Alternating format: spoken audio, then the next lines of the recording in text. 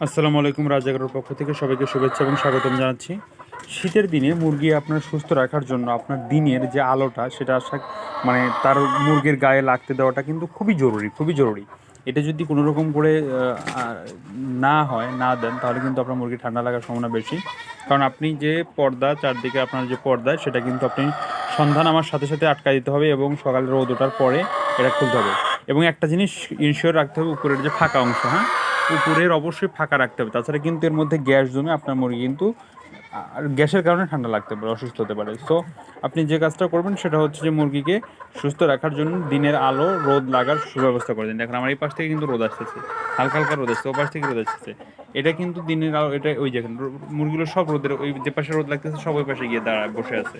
So এই জিনিসটা আপনি খুব খুব করে ইনশিওর করবেন আপনার মুরগি সুস্থ থাকবে, ভালো থাকবেন। আমার চ্যানেলটা অবশ্যই সাবস্ক্রাইব করবেন।